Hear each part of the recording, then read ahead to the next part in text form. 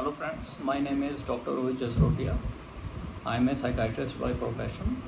Today I am going to talk about a psychiatric disorder which is very commonly seen in general population. Prevalence is high in population and which is known as bipolar disorder. जैसे कि हर आदमी का हर इंसान का एक mood का pattern होता है, एक नॉर्मल हेल्दी ह्यूमन बीइंग का एक स्टेबल मूड होता है, but it keeps on fluctuating moment to moment. हमारा मूड कभी भी बिल्कुल स्टेबल नहीं रहता है. सो जो हमारे मूड में स्विच है वो एक बेसलाइन से कभी थोड़ा नीचे आता है, कभी थोड़ा ऊपर जाता है. When we feel little higher, फिर नीचे आएगा, फिर ऊपर जाएगा, but it is in a controlled way चलता है. बट जब आपको कोई साइकाइट्रिक डिसऑर्डर मूड रिलेटेड हो जाता है तो उसमें हमारा जो बेसलाइन एक स्टेबल मूड का पैटर्न है उससे जो स्विच आते हैं, स्विंग्स आते हैं, वो बहुत एक्सट्रीम में आते हैं. जैसे डिप्रेशन में स्टेबल लाइन जो मूड की है उससे बहुत नीचे आपका मूड चले जाता है, then it becomes depression. Bipolar disorder में, as the name itself says, we have both the poles. कभी पेशेंट को डिप्रेशन हो जाता है बहुत ज़्यादा, और कभी पेशेंट बहुत ही ज़्यादा हाई मूड स्टेट में चले जाता है, जिसे we call mania. So it can be bipolar disorder have two major mood symptomatology. One related to manic phase and other is the depressive phase. So patient में दोनों पोल mood के देखे जा सकते हैं. So bipolar में main cheese is episodes of mania और depression, जिससे आदमी में एक्सट्रीम मूड के स्विंग्स होते हैं जो कि नॉर्मल से बहुत ज़्यादा हायर हो सकते हैं या बहुत ज़्यादा लो हो सकते हैं. अब बाइपोलर डिप्रेशन दो टाइप का होता है, जिसे हम कहते हैं bipolar 1 and bipolar 2. Bipolar 1 depression is little severe than the bipolar 2, जिसको हम सॉफ्ट बाइपोलर डिसऑर्डर कहते हैं. बाइपोलर 1 में मैनिक फेज आती है विच इज़ वेरी स्वेयर, और बाइपोलर 2 में हाइपोमैनिक फेज विद डिप्रेशन आता है, जिसमें मैनिक फेज जो होती है, हायर साइड की जो फेज होती है, वो उतनी सिवियर नहीं होती जितनी मैनिक फेज में होती है बाइपोलर 1 डिसऑर्डर में. The symptoms which comes in a manic phase are grandiose ideas. आदमी को बहुत बड़े बड़े ख्याल अपने बारे में आते हैं.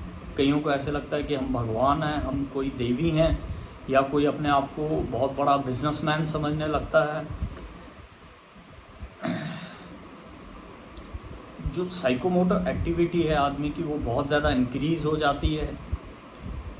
उसको बहुत कम नींद की ज़रूरत होती है, उसे बहुत ज़्यादा अपने शरीर में ताकत महसूस होती है. ही इज़ और she is always ready to do any work. Mood जो उनका होता है वो यूफोरिक होता है, हायर साइड में रहता है हमेशा. They are always very happy and in a very higher mood state. बात बहुत ज़्यादा करते हैं वो, एक्सेसिव टॉकिंग उनमें बहुत ज़्यादा देखी जाती है. थॉट्स जो उनके होते हैं वो बहुत ही रेसिंग थॉट्स होते हैं, बहुत जल्दी स्विच करते हैं एक थॉट से दूसरे थॉट में, और बहुत जल्दी अपनी बातों को चेंज करते जाते हैं, टॉपिक्स को. बहुत जल्दी डिस्ट्रैक्ट होते हैं किसी भी टॉपिक से, एंड उनकी डिसीज़न मेकिंग बहुत पुअर होती है उस टाइम. जो रिस्क टेकिंग बिहेवियर है उनका वो बहुत इंक्रीज़ हुआ होता है उस time. Specially they are very much prone to get into risk taking sexual behaviors. वो बहुत हाइपर सेक्सुअलिटी बहुत ज़्यादा देखी जाती है मैनिक पेशेंट्स में. And the one thing which can be seen in most of the patient is spending sprees, वो खर्चा बहुत ज़्यादा करते हैं, पैसे बहुत ज़्यादा स्पेंड करते हैं। इवन आई हैव पेशेंट्स जिन्होंने 3 महीने में 60 to 70 इवन 80 lakhs रुपीज़ अपने दोस्तों को पार्टीज़ और उनके एंटरटेनमेंट में खर्च कर दिया, जिसके लिए even they had to sell off their properties. But उस टाइम वो इतने ज़्यादा मैनिक फेज में होते हैं कि वो उनकी डिसीज़न मेकिंग बहुत पुअर होती है और वो अपने डिसीज़न इरेशनली ले रहे होते हैं। सो उनको उस टाइम इस चीज़ का कोई परवाह नहीं होती है। The main thing which is seen in manic phase is the insight. Insight हम कहते हैं awareness of the illness to the patient. जो इंसाइट लेवल होता है पेशेंट का, दैट इज़ वेरी पुअर और we call it in grades grade 0 insight. So उनमें कोई इंसाइट नहीं होती है, उनको ये भी नहीं लग रहा होता है कि उन्हें कोई प्रॉब्लम है, कोई वो बीमार हैं। तो ये चीज़ देखी जा सकती है manic phase of bipolar disorder में। हाइपोमैनिक में symptoms are basically same but the severity of the symptoms is little milder। so इसलिए उसमें जो सिम्टम्स हैं वो उतने सिवियर नहीं होते जितने मैनिक फेज में होते हैं। और सेकंड पोल जो आ जाता है इसका, as it is a bipolar disorder, is depression. So बीच में कभी आएगा पेशेंट को हायर साइड में जाएगा, फिर वो लोअर साइड में जाते हैं। So it keeps on fluctuating from higher to lower state of moods. जब डिप्रेशन साइड में वो जाते हैं तो बहुत ही ज़्यादा डिप्रेस हो जाते हैं, लो मूड, इंक्रीज और डिक्रीज स्लीप, खाने का उनको ध्यान नहीं रहता है, काम पे जाने का मन नहीं करता है। जो भी सारे डिप्रेशन के सिम्टम्स होते हैं वो पूरे उनके ऊपर उस टाइम हावी हुए होते हैं। सो बेसिकली जब पेशेंट मैनिक फेज में होता है तो जो हमने देखा है ज़्यादातर पेशेंट को अटेंडेंट्स लेके आते हैं, बिकॉज पेशेंट को खुद उससे कुछ प्रॉब्लम नहीं हो रही होती है। ही और she is very comfortable with the symptomatology and वो बहुत खुश होते हैं। बट जब वो डिप्रेशन में जाते हैं तो वो अपने आप दिखाने आते हैं, बिकॉज डिप्रेशन के टाइम में उनकी इंसाइट जो होती है वो प्रेजेंट होती है। एंड कई बार जब हम हिस्ट्री लेते हैं तो पेशेंट में बाइपोलर होने का पता हमें लेटर ऑन लगता है, बिकॉज पेशेंट इतना अगर डिप्रेसिव फेज़ में है तो वो इतना डिप्रेस फेज़ में होता है कि वो उस टाइम याद भी नहीं कर पाता हमें बताने के लिए कि कभी वो बहुत ज़्यादा खुश भी रहता है या उसको इस तरह के एपिसोड्स भी बीच में कभी आए हैं। मोस्टली ये देखा गया है कि ज़्यादातर पेशेंट्स में मैनिक फेज़ शॉर्टर पीरियड के लिए आता है और डिप्रेसिव फेज़ जो होता है वो ज़्यादा टाइम रहता है। बट ये individual to individual, patient to patient differ कर सकता है। कईयों में मैनिक फेज़ महीने में 1-2 बार भी आ सकता है, कईयों में साल में 1-2 बार भी आ सकता है, कईयों में लाइफ लॉन्ग शायद एक बार आए और बाकी सारे फेजेस जो आए वो डिप्रेसिव फेज आए। So there is no particular way in which bipolar disorder takes its path. So different patterns हो सकते हैं depending upon patient to patient. एक चीज़ जो इनमें देखी गई है कि अल्कोहल यूज़, ड्रग अब्यूज़ बहुत ज़्यादा होता है, बिकॉज पेशेंट अपने मूड को स्टेबलाइज करने के लिए सेल्फ मेडिकेट करते हैं और वो ड्रग्स या अल्कोहल लेके अपना मूड को स्टेबलाइज करने की कोशिश करते हैं। कई लोग अल्कोहल का यूज़ स्लीप के लिए करते हैं। So this pattern of substance abuse is also seen in bipolar patients. Now comes कि इसके कॉजेज़ क्या हैं। कॉजेज़ जो होते हैं बेसिकली जेनेटिकल लोडिंग बहुत ज़्यादा इसमें देखी गई है। अगर if a person is having his or her first degree relatives suffering from bipolar disorder like parents या सिबलिंग्स, तो उनमें होने के चांसेस बहुत ज़्यादा हो जाते हैं. Second is the stress. अगर कोई भी साइकोलॉजिकल स्ट्रेस पेशेंट की लाइफ में आता है या बस, तो उससे भी बाइपोलर डिसऑर्डर के एग्रीवेट होने के और प्रेसिपिटेट होने के चांसेस इंक्रीज़ हो जाते हैं. Third is if patient is substance abuser, तो सब्सटेंस अब्यूज़ से भी बाइपोलर डिसऑर्डर हो सकता है. पेशेंट्स जिनकी पास्ट हिस्ट्री में बचपन में ADHD के फीचर्स रहे हों या चाइल्ड अब्यूज़ रहा हो, उन पेशेंट्स में भी, उन लोगों में भी बाइपोलर डिसऑर्डर डेवलप होने के चांसेस नॉर्मल ह्यूमन से ज़्यादा होते हैं. Now come the diagnosis. जो डायग्नोस होता है वो बेसिकली होता है पहले फिज़िकल एग्जामिनेशन, उसके बाद history taking of the patient.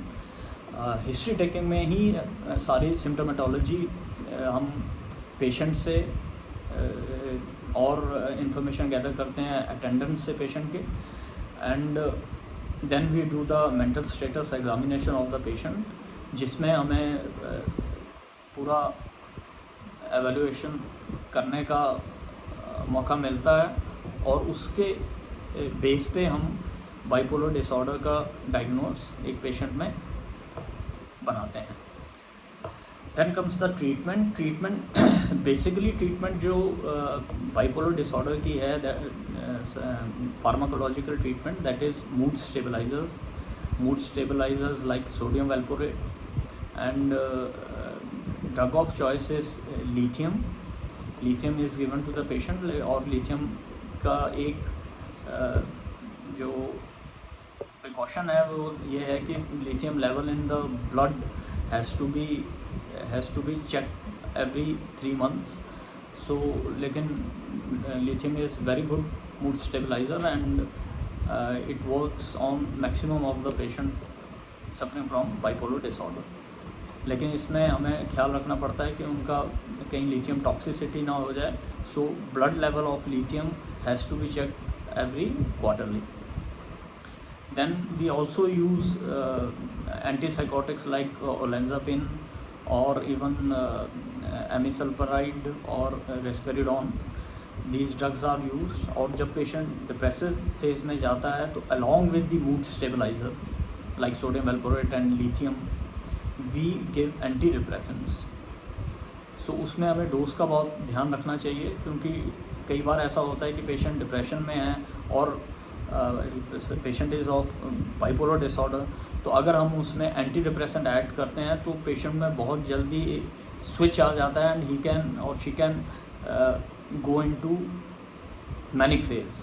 तो उस चीज़ का बहुत ज़्यादा ध्यान रखना पड़ता है. So antidepressants in a bipolar patient is always given under the cover of with the cover of a mood stabiliser. सो अगर कहीं स्विच आए तो हम उस चीज़ को मूड स्टेबलाइज़र से सप्रेस कर सकें या हम डिक्रीज़ करेंगे डोज ऑफ एंटी डिप्रेसेंट्स. उसके बाद there are some psychotherapies and CBT which we use in such patients. जो पर्पज़ है साइकोथेरेपी का, that is to stabilise the daily pattern of mood fluctuation of the patient and to make a set pattern of his taking sleep, waking up and time of meals, वो हम उसमें उसको सिखाते हैं.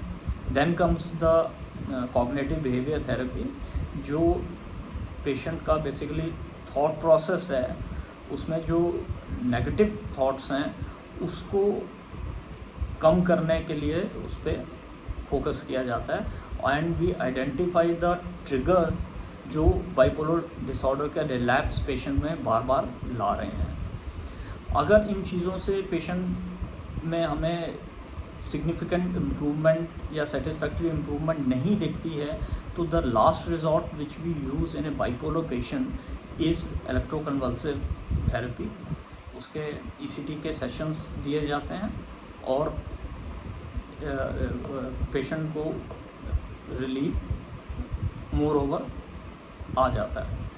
अब we talk about at last the prognosis. Bipolar disorder का prognosis depend करता है individual to individual and on the severity of the bipolar disorder. If it is mild to moderate, patient की लाइफ में इम्पेयरमेंट इज़ लेस।